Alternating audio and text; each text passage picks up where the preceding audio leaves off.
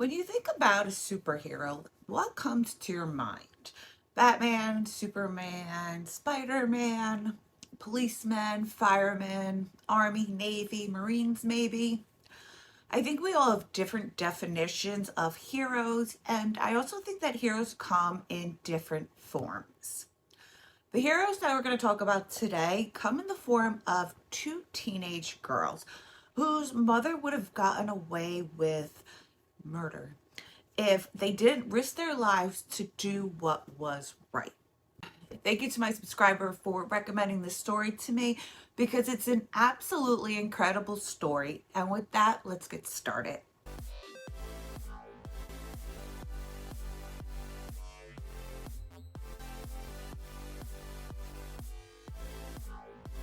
Hi guys, welcome or welcome back. Thank you so much for being here. It's so greatly appreciated. Truly, truly is. Before we get started, let me give you my usual disclaimer. This video is for educational purposes only. Please do not take what I say as fact. Please always do your own research and come to your own conclusions. Next, if you have not liked, subscribed, or commented yet, please consider doing so because it really helps me out. Really, really appreciate it. Okay, so Karina C. Her gave birth to her first daughter, Maylene, when she was just 16 years old, and she would go on to marry the father. But life for them was not pleasant by any means. Karina filled their home with mental, emotional, and physical abuse. Maylene tells a story from when she was incredibly young. Karina was in the kitchen cooking when little Maylene walked in and walked over to the burners to see what she was making. Karina sees her and she begins screaming at her for being near the stove. Listen, completely fine. What is not fine is that she grabs a hot spoon and she burns Maylene's left arm with it, leaving a pretty big scar on her arm for quite a while. When Maylene's father comes home from work, he questions her about her arm and then he immediately phones police. But because he decided not to press charges, nothing would end up happening to Karina. And you'll see as we go on that Karina never had to face consequences for her actions. And because of this, or I believe because of this, her ABUSE just got worse and worse until it finally just became deadly. Maylene tells a second story about one night her father comes home from work. When he walks in, he sees Karina pouring gasoline all over the home. When he asks her, "What the hell are you doing?" she turns to him and very matter-of-factly says, "I'm going to burn the house down." Dad goes and he calls a relative to come over and talk her down because apparently Karina was known to calm down when outside people got involved. Maybe it was an image thing for her. After the divorce, Karina meets and marries a man by the name of Kou Yang, and they would go on to have either 2 or 3 children together. So it's not clear who the fathers are of these kids. But I know that there's Maylene and 2 older siblings. Then there's Delilah, who is not Koo's daughter. Then there's 2 younger brothers, and there's a younger sister. I'm not exactly sure who the dads are. Maylene's younger sister is Delilah, and even though Kou is not her biological father, he treats her as if he is. And therefore, she always sees him as her father. Karina hated this. She hated the attention that Kou gave to Delilah. And I found this so incredibly strange because if I'm with somebody and they love my children as if they were his own, that would make me love you more. If you didn't love my children, well, that's a different story. So I found that incredibly odd. Delilah tells a story about her and Kou being outside together because he's helping her fix her car. She says that Karina comes outside, pissed off, carrying a brick, and she throws it through the car window. And just like her ex-husband, Kou lived in fear every single day. She would stalk him. She would watch him on ring cameras that she installed inside the house. She would buy rat poisoning and threaten to poison his food. And she would threaten to change out his medications on him. Then one night in April of 2011, Kou walks into Maylene's bedroom and he tells her that your mother's trying to burn down the house. Deja vu, right? So Maylene runs downstairs and she sees Karina standing over the stove with the burners on, ripping up newspaper and throwing the pieces into the fire. When Maylene begs her mother to stop, Karina grabs a knife and she starts waving it at her. So Kou tells Karina to go upstairs and call police. The two of them turn around to head back up the steps to Karina's bedroom when Kou screams out in pain. Karina had thrown the knife at him and got him in the back. In other words, she literally stabbed him in the back. Maylene calls 911. Police come and they arrest Karina. But as usual, Kou decides to drop charges and nothing happens. And let me be clear when I say I'm not faulting these men. This was the mother of their children. What I am saying is that I believe because she constantly got away with things, she began to think that she was basically untouchable. And I think that that was a huge part of the way the rest of this story goes. After this incident, the judge would end up taking the children away from Karina for an entire year. They went to go live with Maylene's biological father. The day that the order of protection expired, Karina came to the home to take the children. Well, no. The day that the order of protection expired, Karina came to the home to take Delilah and the younger siblings with her, leaving Maylene and the two older siblings with Maylene's bio dad. And there's nothing that they could do about it. Then in 2021, Kou decides to file for divorce, but the two agree to live together in the home until it's sold. June 24th, 2021, police are called to the home over a dispute that Karina and Kou were having. When officers arrived, Karina told them that she had begun staying in the couple's RV that was parked in the driveway of the home. June 29th, 2021, Delilah is hanging out at her friend's house when Karina calls her and asks her to spend the night there. Delilah agrees to stay at the friend's house even though she doesn't want to. Then the following day, same thing. Karina calls Delilah and asks her to stay at her friend's house once again, to which she reluctantly agrees. July 2nd, 2021, Delilah returns home. When she gets there, she asks Karina where Kou is, and Karina explodes on her. She starts screaming at her, telling her that they were all going to move to Milwaukee, Wisconsin, where her brother lived, where Karina's brother lived.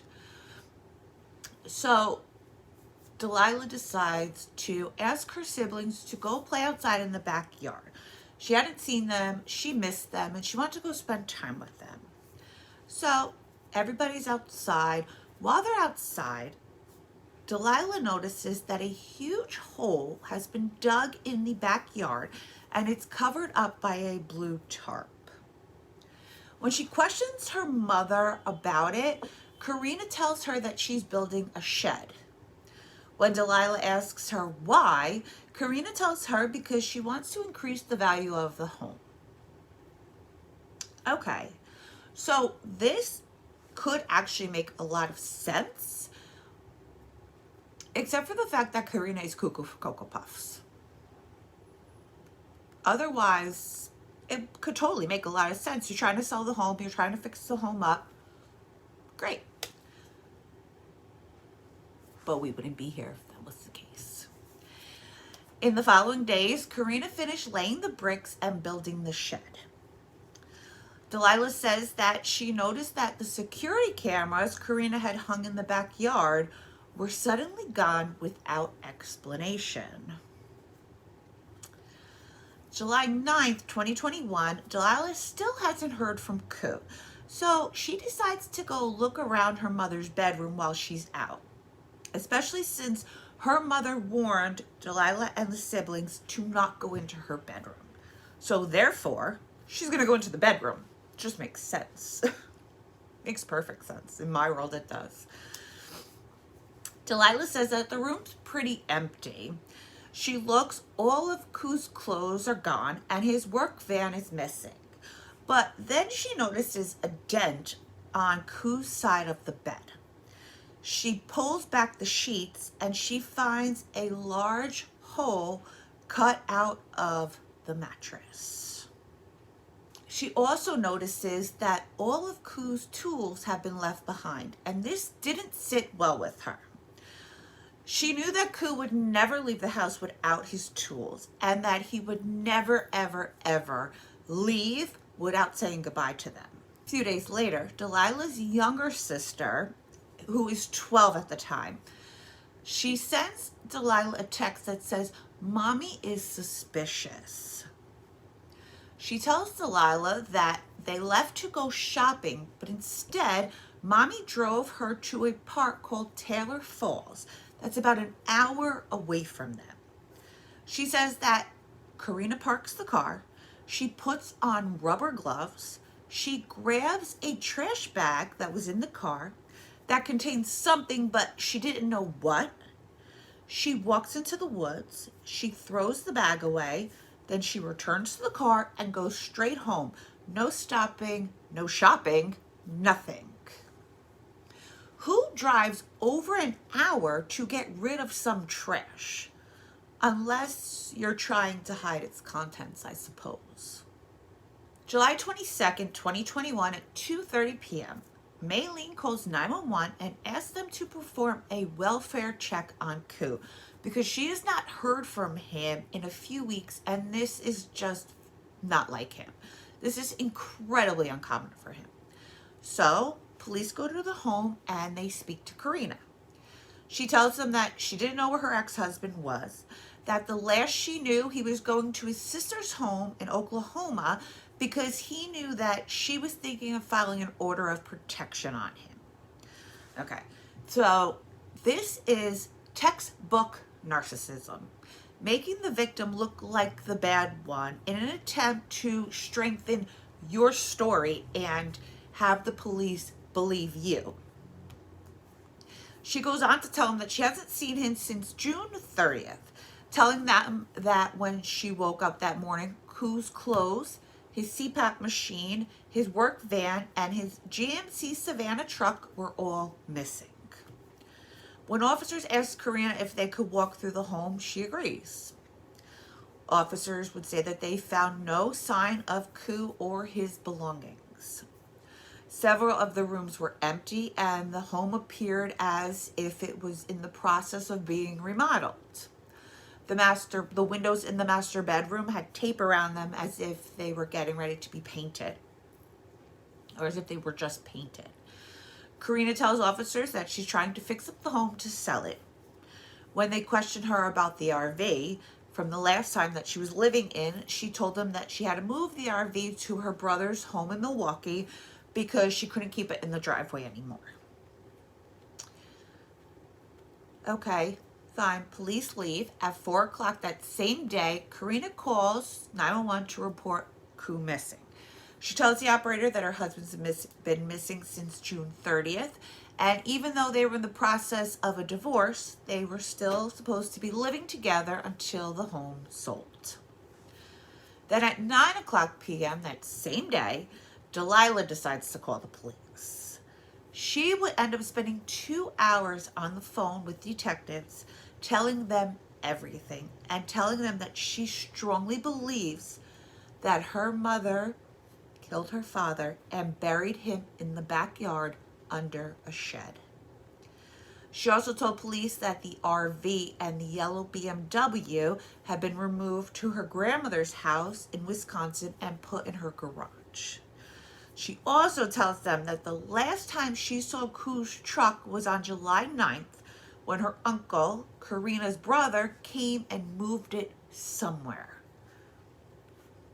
Okay, so Kou and Karina's divorce decree states the BMW and the RV that are at either grandma's house or brother's house in Wisconsin were supposed to be sold, and the proceeds were supposed to be split evenly between Karina and Kou. Kou was awarded the GMC Savannah, a GMC Denali, and a 1999 Honda CRV. Karina was awarded a 2015 Nissan Armada. And then the home was to be shared until it was sold. Everything gets paid off and they would split, if there's anything left, the profits. The detective tells Delilah that he's going to look into it and just to let him know immediately if she tries to leave the state. Delilah would say in an interview that after she hung up the phone with the detective that night, she wasn't sure if he really took her seriously, if he was really going to look into it. She had no idea. But what she did know is that she was taking a huge, huge, huge risk by doing this. After this initial call, Delilah began to continue working with law enforcement behind her mother's back. And she would text back and forth with them, and she would change the names in her phone to like girlfriends from school so that her mother never caught on to anything. Because this is why I said, if it wasn't for these girls, she probably would have gotten away with this. And that's so freaking scary to think about. July 25th, 2021, officers locate Kou's GMC Sierra about 4 blocks away from the couple's home. It would actually be a neighbor that called the police to say that the truck had been there for a few weeks and she wanted it moved because it was causing traffic issues. That same day, officers decided to speak to some of Karina's neighbors to see what they knew. One neighbor told police that he recently saw Karina having someone back up a trailer into her driveway and that he had a video from July 7th of Karina and another man getting into Kou's red work van. A different neighbor said he saw the BMW being towed on July 3rd. When he asked Karina about the house, she told him that she was fixing it up to hopefully sell it for $300,000 sometime in August. Then he tells police that she moved up the selling date to July 23rd and listed the home as is. The neighbor also told police that he smelled a foul odor coming from Karina's backyard around July 5th and that the smell lasted about a week. So we all know that the smell of decomposition is disgusting and it's foul and it's unmistakable. Human decomposition is unmistakable. We've all heard it 100 million times. But then at the middle of the summer, oh my God, it must have stunk. July 28th, 2021, officers recover Kou's work van. When they look inside his storage unit, they discover tubs of clothing inside of it. July 29th, 2021, officers bring a cadaver dog to the home. Not surprisingly, the dog hits on the shed. The handler would tell police that it was not a strong indication, but there may be signs of decomposition or blood present. After Delilah texts the detective to tell him that Karina is taking them out of state, Karina is arrested and she agrees to talk. She initially tells police that she and Kou are legally divorced and that maybe he was in trouble and running from the law. Then she brought up the fact that he may have gone to Oklahoma, or should I say, she brought up the fact again that he may have went to Oklahoma to his sister's house to see his family and to smoke marijuana. Is it even still illegal in Oklahoma? Is it still illegal anywhere, really? Is it? Is it? She told police that the last time she saw him was at the end of June. She says that she went to sleep in the bedroom, in the master bedroom. Kou went to sleep in the kids' bedroom, and that's the last time she saw him. When she woke up that morning, he was gone. She told police that since he left his cars behind, that she believes that he left early that morning in either an Uber or one of his friends came and picked him up. And that she tried to call him, but all of her calls went straight to voicemail. When the sergeant interviewing Karina told her that he believes Kou did not leave the home alive, she did not dispute this claim. She did, however, dispute the claims that she had an argument with him that night, that he threatened her, or that they had an altercation. Which I don't know why you would dispute those and not dispute the claim that he didn't leave the house alive. When he asked her about the hole in the backyard, she told him that she was trying to repair the patio and she had to remove a tree stump. When he questioned her about the... Oh, God. When he questioned her about the foul odor coming from the yard around July 5th, she told him that it was from all the pigeon poop in the backyard.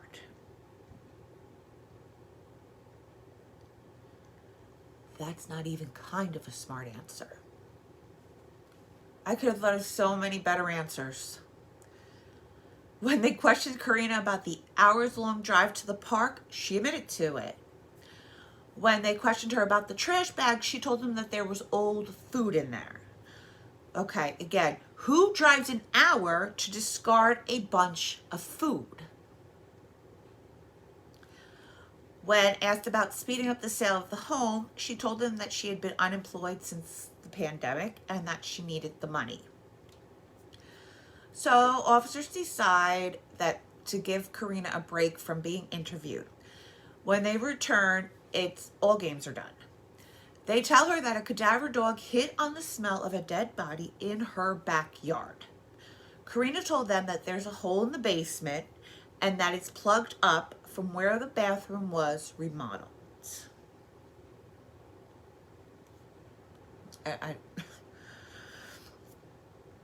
When officers execute a search warrant for the inside of the home, they find blood spatter on the wall in the master bedroom that had been painted over, a carpet machine in the garage with blood inside of it, blood on the carpet machine box, and blood in the laundry room.